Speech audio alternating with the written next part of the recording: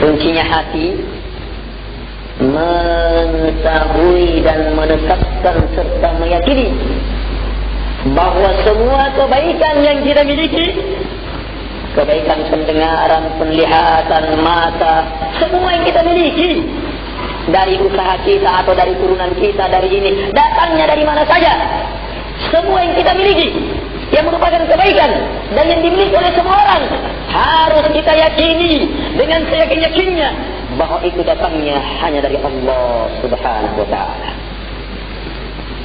Allah Subhanahu wa ta'ala berfirman, "Wa ma bikum min ni'matin fa min Allah."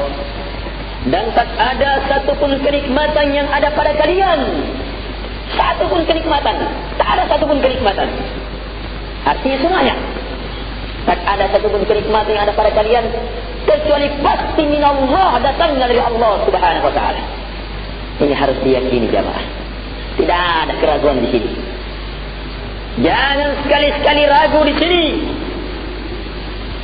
Apalagi bersamaan dengan ragunya, kita telah menyatakan, oh ada yang bisa kasih nikmat selain Allah. Oh bahaya. Bahaya. Ada yang bisa memberikan rezeki selain Allah. Oh bahaya. Bencana dunia akhirat bagi orang seperti ini. Harus yakin seyakin-yakinnya. Bagaimana kalau orang yakin itu?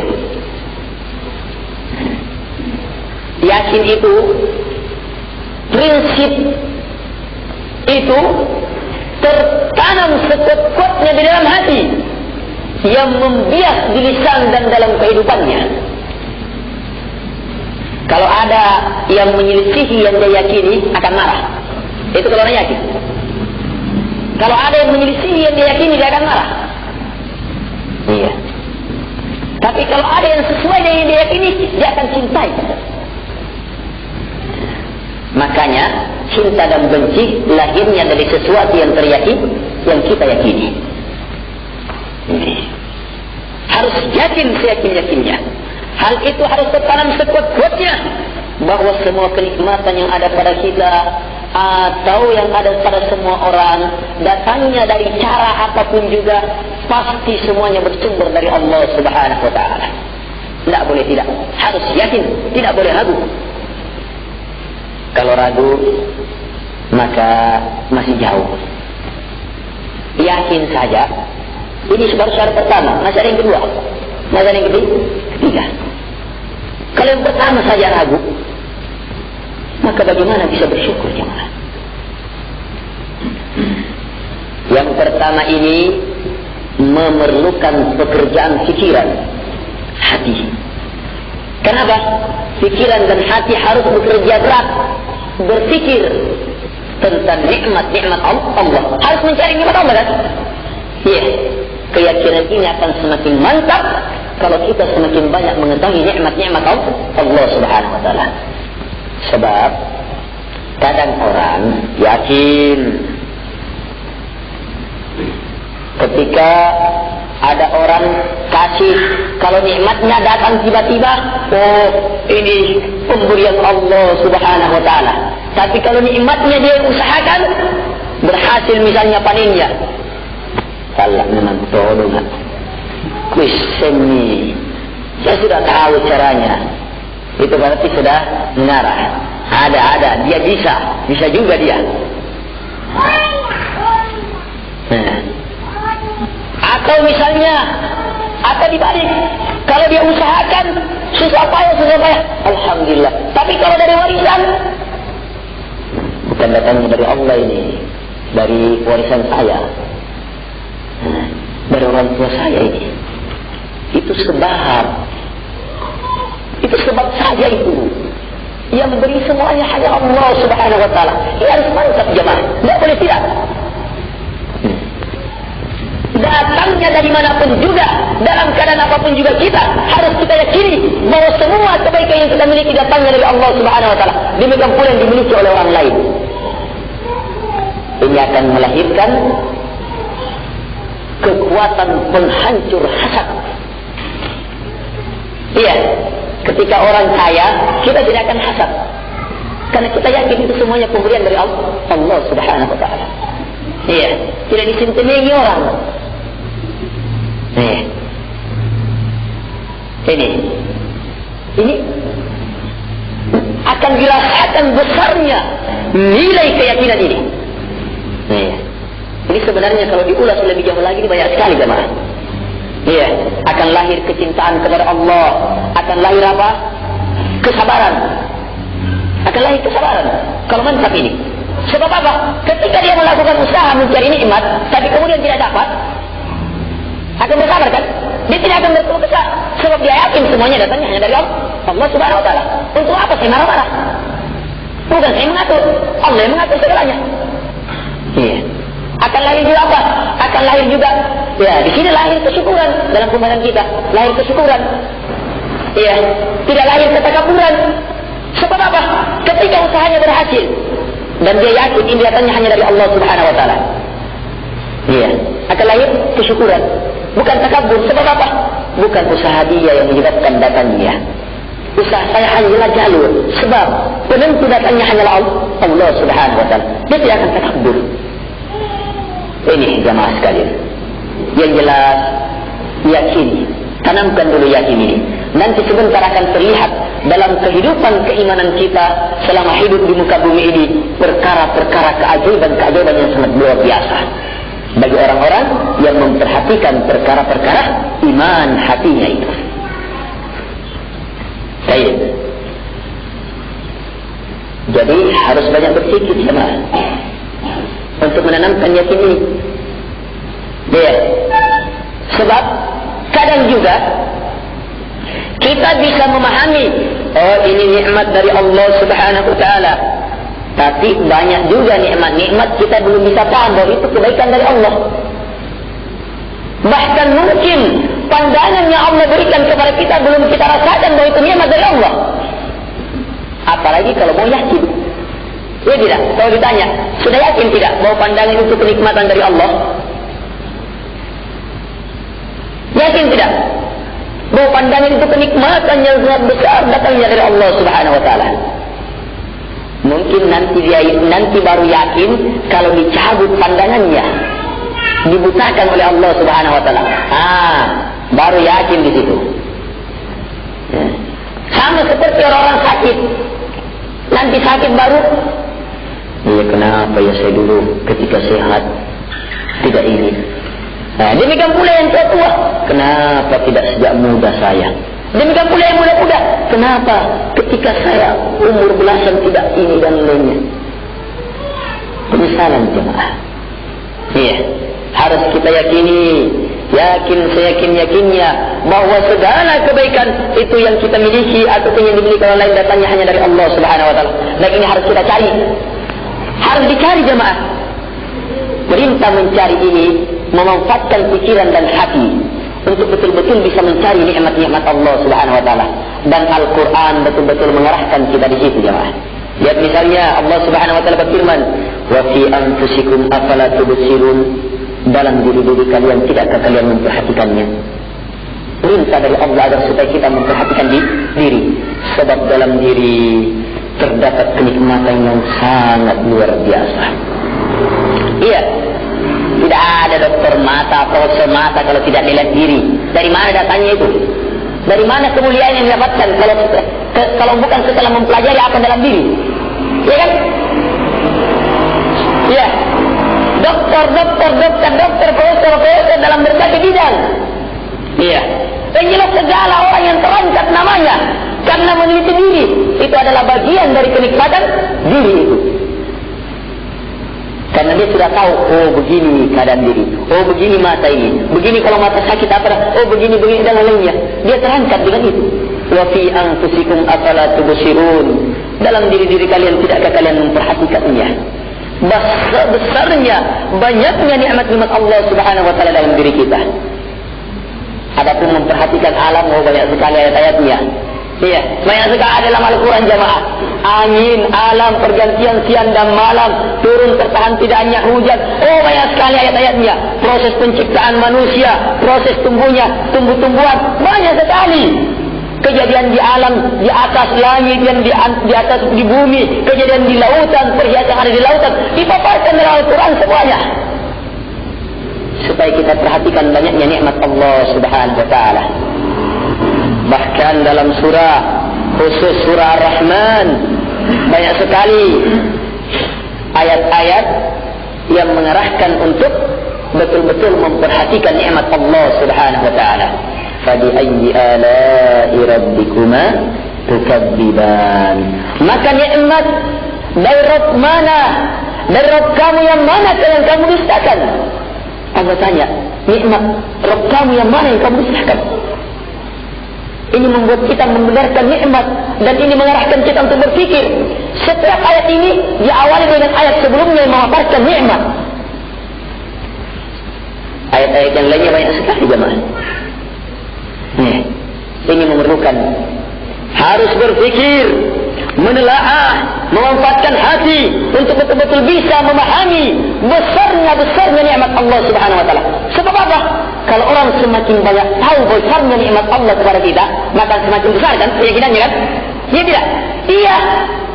Keyakinan ini akan tumbuh kalau orang semakin banyak berfikir, memikirkan nikmat-nikmat Allah Subhanahu wa taala, dan Quran penuh mengajarkan perkara-perkara ini. Karena itulah ciri orang-orang beriman adalah ulul albab, orang yang mempunyai lub, inti pikiran karena berfikir. Orang-orang beriman itu yatafakkarun, orang-orang yang berfikir. Ya. Orang-orang beriman itu yaqilun, orang-orang berakal. Kalau orang kafir la yaqilun, tidak berakal. Hah? Masa tidak berakal? Dia tahu minus plus listrik. Iya. Masa dikatakan tidak berakal? Iya, tidak berakal dalam Al-Quran. Sebab apa? Cara berpikirnya persis cara berpikirnya binatang. Iya. Binatang tahu juga berpikir bagaimana bisa dapat kangkung yang di dalam itu, biar dipagar. Kadang mulai pintu, kadang dia ulah-ulah masuk apa lain sampai akhirnya masuk. Banyak sekali caranya. Pintar berpikir. Saya pikirannya apa? Sampai pada situ saja. Yang penting, masuk. Persis cara berpikirnya orang kafir. Dia sudah berpikir, meneliti sampai yang sekecil-kecilnya, tapi dia tidak bisa paham bahwa yang menciptakan itu adalah Allah Subhanahu wa taala, ya kan? Lihat orang-orang komunis, dia bisa paham tidak bahwa alam semesta yang diciptakan oleh Allah? Dia bisa paham tidak? Tidak kan? Itu menunjukkan bahwa mereka adalah orang-orang tidak berakal. Kalau kita orang beriman gimana? Paham sekali kan? Inilah keunggulan akalnya orang-orang beriman. Iya. Orang-orang kafir Nasara, ya, anggaplah orang kafir Nasara menetapkan Allah pencipta alam semesta, ya, tapi kemampuan ilmu mereka hanya sebatas Allah pencipta alam semesta, tidak mampu memahami lebih jauh lagi bahwa kalau begitu Allah saja yang harus disembah. Kalau orang beriman mampu memahami hal ini. Mereka inilah yang disebutkan dalam Al-Quran, ulaika kal an'am bal hum adal. Mereka itu seperti hewan ternak, bahkan lebih rendah, lebih hina. Ya. Makanya kalau ada orang beriman bangga sama orang-orang kafir, dipertanyakan keimanannya itu. Bangga sama orang-orang kafir, pemain-pemain bola, dipertanyakan imannya itu. Apa pemain bola itu orang kafir? Apa yang kita banggakan? Sekedar bisa menendang bola. Apa pekerjaan main bola itu? Dia tendang, dia buru lagi. Dia tendang, dia buru lagi. Ini pekerjaan orang gila. Dia tendang, kemudian dia buru. Dia tendang lagi, dia buru lagi. Sampai habis nafasnya. Iya, tapi kalau sekedar mau olahraga dan lainnya, ya tidak apa-apa lah. Daripada tidak ada teman. Ini jangan sekalian. Mencintai mereka orang-orang kafir. Kecintaan ini, kecintaan kepada orang-orang kafir inilah yang menyebabkan rendahnya cintanya kita terhadap Allah Subhanahu wa taala. Rendahnya cinta kita kepada Rasulullah sallallahu alaihi wasallam, rendahnya cinta kita kepada para sahabat Nabi sallallahu alaihi wasallam, rendahnya cinta kita kepada para ulama, rendahnya cinta kita terhadap orang tua kita, ibu bapa kita, rendahnya cinta kita terhadap sesama muslim, sesama orang-orang beriman. Kecintaan inilah yang karena dibagi-bagi, iya, karena dibagi-bagi sama orang kafir apa semuanya. Padahal cintanya juga cinta haram. Akhirnya apa? Membuat kita tidak mencintai sholat berjamaah. Iya kan? Iya. Wah, kesempatan hanya sekali dalam setahun ini. Biar dulu nanti di jamak qasar kata Suki dan Limpo. Apa jamak qasar? Jamak qasar untuk maksiat seperti itu. Menonton tontonan seperti itu. Ini fatwa syaitan seperti ini. Tidak bisa jemaah seperti ini. Sebentar lagi fatwa bisa nonton film porno. Apa dia mau kalau dia disuting kemudian disebar? Disuting sama istrinya kemudian disebar? Mau tidak?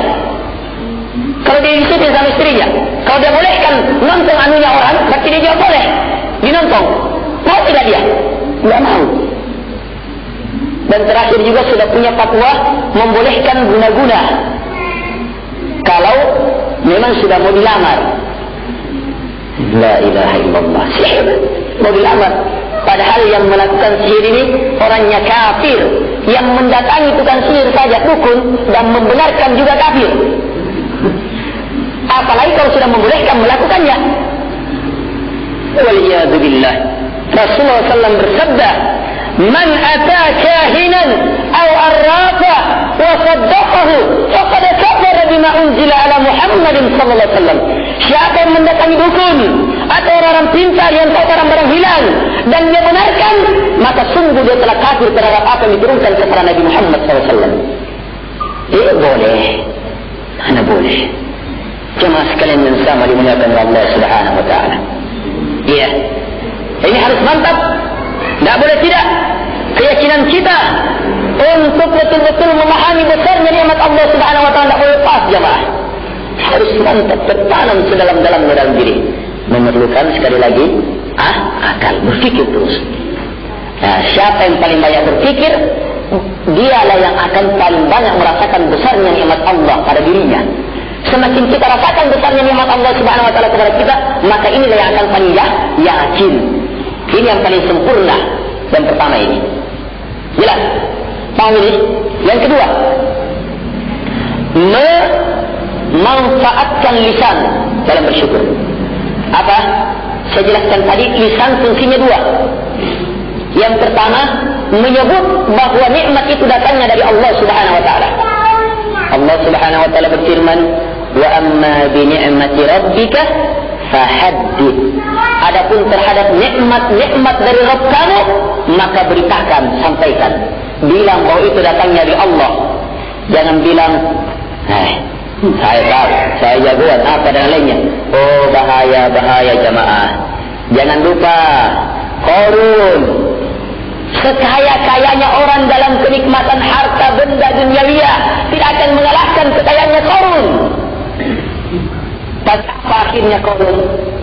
Ditenggelamkan bersama hartanya ke dalam bumi. Apa perkataannya Qarun ketika diajak mensyukuri nikmat-nikmat Allah Subhanahu wa taala, beriman? Apa katanya? "Innama utituhu ala ilmin indi." Saya diberikan ini tidak lain karena ilmu saya. Dia sandarkan nikmat kepada ilmunya. Dia tidak sandarkan nikmat kepada yang memberikan nikmat itu, yaitu Allah Subhanahu wa taala. Salah jamaah. Memang kita mengetahui bisa ini dengan ilmu, tetapi jangan sandarkan kepada ilmu, sebab ilmu itu juga datangnya dari Allah Subhanahu wa taala. Mau apa? Semuanya datangnya dari Allah Subhanahu wa taala. Sandarkan segalanya kepada Allah Subhanahu wa taala. Jelas jemaah? Ini yang pertama pekerjaannya di sana. Nyatakan bahwa itu kenikmatan dari Allah Subhanahu wa taala. Sebab apa? Kadang juga orang sudah yakin ini datangnya dari Allah Subhanahu wa taala. Tapi pada saat temannya memuji, oh sudah, memang cocok kita. Ya. Ketika karena ini, berarti mulutnya salah. Dia yakin ini semuanya karunia dari Allah Subhanahu wa taala, bukan dari usaha saya. Tapi pada saat dipuji, oh cocok. Betul. Akhirnya salah dalam memanfaatkan lisan. Lisan harus menyatakan nikmat semuanya datangnya dari Allah Subhanahu wa taala, bukan datangnya dari usaha kita, bukan datangnya dari kepintaran kita, bukan datangnya dari manapun juga, semata-mata dari Allah Subhanahu wa taala. Pekerjaan lisan yang kedua, ini yang banyak dipahami orang. Ketika disuruh bersyukur, apa katanya? Alhamdulillah. Ini saja yang banyak dipahami orang ini. Itu pun pekerjaan yang kedua itu bukan hanya alhamdulillah. Pekerjaan mulut yang kedua adalah memuji Allah Subhanahu wa taala. Bukan hanya alhamdulillah, la ilaha illallah juga, subhanallah juga, la haula wala quwwata illa billah, membaca Quran, segala amalan lisan yang arahnya kepada pujian dan pembesaran kepada Allah Subhanahu wa taala. Ini pekerjaan lisan jamaah. Memuji-muji Allah, membesar-besarkan Allah, mengagung-agungkan Allah, memulia-muliakan Allah Subhanahu wa taala dengan sebesar-besarnya, semulia-mulianya. Bagaimana orang yang memuji Allah? Orang yang memuji Allah, kalau mulutnya basah dengan pujian-pujian dan hatinya betul-betul memuji dan membesarkan Allah Subhanahu wa taala. Dia mengatakan alhamdulillah, segala pujian hanya untuk Allah, didasari karena cintanya kepada Allah dan karena pembesarannya, pengagungannya kepada Allah Subhanahu wa taala. Tapi kalau alhamdulillah, tidak dia tahu apa artinya alhamdulillah, hatinya kosong, alhamdulillah, tapi yang besar dalam dirinya kemampuannya, alhamdulillah, tapi yang besar dalam dirinya orang lain, alhamdulillah, tapi yang besar dalam dirinya harta benda. Ini salah, bukan alhamdulillah ini. Tapi alhamdulillah, pujian kepada selain Allah Subhanahu wa taala. Lisan memuji-muji Allah nanti betul kalau didasari dengan ilmu yang teryakini. Jelas jemaah, ketika kita katakan Allahu Akbar, memang betul-betul tertanam dalam dirinya Allah saja Maha Besar, semuanya kecil, rendah di hadapan Allah Subhanahu wa taala. Ini jemaah sekalian, ini sering bahasa tulus mulutnya memuji Allah Subhanahu wa taala. Nabi adalah hamba yang paling bersyukur kepada Allah Subhanahu wa taala. Makanya Nabi SAW itu tidak pernah tidak mengingat Allah Subhanahu wa taala. Aisyah radhiyallahu anha berkata, "Kana Nabi sallallahu alaihi wasallam yadhkurullah fi kulli ahyani." Adalah Nabi sallallahu alaihi wasallam mengingat Allah setiap saat. Setiap saat, dalam keadaan duduk, berbaring, berjalan, dia lainnya tetap memuji, membesarkan Allah Subhanahu wa taala. Kalau sudah sampai di sini kesyukuran kita, maka mulai nampak jemaah, mulai nampak jelas bahwa kesyukuran itu berat. Makanya wa qalilun min ibadiyasy syakur, hanya sedikit dari hamba-hambaku yang bersyukur. Yang terakhir, disinilah puncak kesyukuran. Apa itu? Memanfaatkan segala potensi hati, lisan dan semua anggota tubuh kita, memanfaatkan segala nikmat yang Allah Subhanahu wa taala berikan kepada kita untuk semakin mengabdi kepada Allah Subhanahu wa taala, untuk semakin taat kepada Allah Subhanahu wa taala. Maka yang mempunyai harta benda, belanjakan di jalan Allah dalam rangka taat dan penghambaan kepada Allah Subhanahu wa taala. Yang mempunyai kemampuan berfikir, manfaatkan di jalan Allah Subhanahu wa taala dalam rangka taat dan pengabdian, penghambaan kepada Allah Subhanahu wa taala. Yang mempunyai kendaraan, manfaatkan di jalan Allah Subhanahu wa taala dalam rangka taat dan pengabdian, penghambaan kepada Allah Subhanahu wa taala. Yang mempunyai kebun, sawah, ladang, manfaatkan di jalan Allah Subhanahu wa taala dalam rangka taat dan pengabdian kita kepada Allah Subhanahu wa taala. Yang mempunyai jabatan, manfaatkan di jalan Allah. Yang mempunyai kedudukan, manfaatkan di jalan Allah. Yang mempunyai kekuatan, manfaatkan di jalan Allah. Singkatnya, semua kenikmatan yang kita miliki, manfaatkan betul dalam rangka semata-mata untuk mengabdi kepada yang memberikan kenikmatan. kepada yang telah memberikan kenikmatan kepada kita, yaitu Allah Subhanahu wa taala. Manfaatkan betul segala kenikmatan yang Allah berikan kepada kita untuk betul-betul semakin memperhambakan diri di hadapan Allah Subhanahu wa taala. Dengan demikian jadilah ibadahnya karena dasar syukur. Dan kesyukurannya berwujud dalam ibadah. Jadi ibadahnya didasari dengan kesyukuran, dan kesyukurannya terwujud dalam bentuk ibadah dan penghambaan kepada Allah Subhanahu wa taala. Inilah hamba yang betul-betul hamba Allah Subhanahu wa taala. Ini jemaah sekalian, mudah-mudahan hal ini ada manfaatnya, dan sisa waktu yang ada kita manfaatkan untuk tanya jawab. Allahu a'lam. Apa hukum memberi nama pada anak dengan nama-nama Allah Subhanahu wa taala yang husna? Baik, memberi nama dengan nama-nama Allah Subhanahu wa taala yang husna sesuai dengan makna yang dikandung dalam nama-nama Allah Subhanahu wa taala kesyirikan. Sesuai dengan kandungan yang dikandung dengan nama-nama Allah Subhanahu wa taala kesyirikan. Ini syirik dalam asma wa sifat. Kalau datang ke kubur meminta kepadanya, syirik dalam uluhiyah, penghambaan. Meyakini bahawa Allah Subhanahu ada pencipta selain Allah, ada yang mengatur selain Allah, ada yang menyembuhkan selain Allah, ada yang memberi rezeki selain Allah. Ini syirik dalam rububiyah, pengaturan, penciptaan. Tadi syirik dalam asma wa sifat. Baik. Kemudian hal yang kedua, terus bagaimana kalau memberi nama dengan nama Allah tapi tidak dimaksudkan sesuai dengan kandungan dari nama Allah Subhanahu wa taala?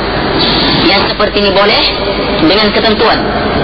Nama itu bukan nama yang merupakan kekhususan dari nama Allah Subhanahu wa taala.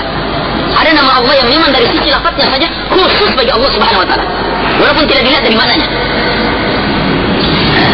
Apa nama apa itu? Pertama, nama yang pakai al seluruhnya. Ar-Rahman, Ar-Rahim, pakai al seluruhnya itu. Sebab al ketika masuk kepada sifat itu menunjukkan keluasan, sementara tidak ada yang memiliki kejayaan Allah Subhanahu wa taala. Ini yang pertama. Yang kedua, beberapa nama yang khusus memang, seperti lafaz Rahman. Ini lafaz ini wasannya fa'lan, wasannya menunjukkan mubalaghah dalam makna. Iya, Rahman yang sangat luar biasa rahmanya. Rahmah yang sampai kepada kita itu karena Allah Rahim. Tidak seluruh rahmah Allah Subhanahu wa taala. Kalau mau lihat hakikat rahmah Allah Subhanahu wa taala yang ada pada Allah Subhanahu wa taala, lihat pada kata Rahman itu. Namanya Rahman. Ini yang ada pada Allah Subhanahu wa taala, Rahman. Ini seperti nama ini tidak bisa betul. Walaupun kita tidak inginkan, tapi sebab memang lafaznya tidak bisa. Lafaz ini mubalaghah, betul-betul luar biasa, berlebihan betul dalam persifatan. Juga seperti lafaz apa yang tentunya lafaz Allah, ya kan? Tidak boleh. Dan ini iblis saja tidak ada yang kasih nama ini. Tidak pernah iblis menyatakan dirinya Allah, bernama Allah. Sekafir orang pun tidak pernah. Tahu apa artinya Allah? Kalau tahu, kenal Allah. Kenal Ar-Rahman. Kenal. Apa arti Ar-Rahman? Yang maha merahmat, yang maha mengasihi, luar biasa. Sekarang kenal Allah. Kenal. Apa arti Allah? Diam. Kalau Rahman tahu kan? Allah Subhanahu wa taala. Apa artinya Rahman? Yang maha mengasihi. Sekarang Allah tahu kan? Kita semua. Apa arti Allah? Di sinilah ini. Ini harus ini. Allah artinya Dzul Uluhiyah. Kalau Rahman Dzul Rahmah, yang mempunyai sifat rahmah. Kalau Allah Dzul Uluhiyah, yang mempunyai sifat uluhiyah. Uluhiyah artinya sifat yang kepadanya diserahkan penghambaan. Penghambaan yang didasari karena cinta kepadanya, membesarkan dia, mengagungkan dia, mengharap padanya, memuliakan dia. Ini kapan seperti itu maka sifat uluhiyah kepada dia. Sekarang semenjak adanya alam sampai sekarang dan seterusnya tidak ada yang, ya, dan sampai sekarang tidak ada yang bernama Allah kan? Ini penamaan Allah saja dengan nama Allah ini sudah menjadi bukti bahwa dia saja yang berhak untuk disembah. Nah, nama-nama yang seperti tidak bisa. Atau nama misalnya Syadidul Iqab, yang sangat keras siksanya. Dalam Quran Allah Subhanahu wa taala sifati dirinya dengan ini. Anda boleh nih dijadikan nama. Jelas ya? Nah, terus yang bagaimana yang boleh? Misalnya ada orang punya nama apa ya? Majid misalnya. Majid artinya mulia. Dalam bahasa Arab orang banyak punya majid. Majid artinya mulia. Ya. Kita inginkan ya semoga anak kita mulia, tapi tidak dimaksudkan dengan majid sifat majid kemuliaan yang dimiliki oleh Allah Subhanahu wa taala. Hanya sekedar kita ingin anak kita mempunyai nama yang mulia. Ya, majid. Kalau namanya majid dan orangnya mulia berarti cocok dengan namanya. Tapi banyak orang namanya majid ternyata luar biasa. Luar biasa. Bukan mulianya yang luar biasa. Ini jemaah. Kalau nama Allah Subhanahu wa taala rohnya mulia. Jadi ya, kalau penamaan itu, kalau mau memberi nama dengan nama Allah itu lebih dianjurkan dia menggunakan kata Abdul misalnya. Abdullah hamba Allah, Abdurrahman hamba Allah yang Maha Pengasih. Nabi SAW mengatakan dua nama ini adalah nama yang terbaik, Abdullah dan Abdurrahman. Sebab Abdullah langsung menggambarkan bagaimana hakikat agama itu.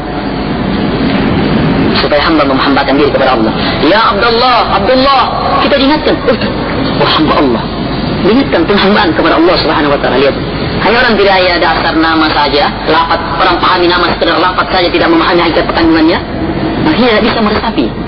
Abdurrahman, hamba Allah yang Maha Pengasih, luar biasa. Ini mendekatkan diri kepada agama, ini syiar agama ini. Yang seperti itu dianjurkan. Apa hukum kalau saya sering memikirkan tentang kekuasaan Allah Subhanahu wa taala pada alam semesta yang tidak pernah terbatas dengan sebuah solusi? Apa hukum? Ini dikhususkan ini pemikirannya dalam perkara apa? Kalau secara umum memikirkan kekuasaan Allah Subhanahu wa taala, luar biasa kekuasaan Allah. Ya kan? Sehingga melahirkan semakin apa? Semakin membesarkan Allah. Maka ini proses berpikir yang benar.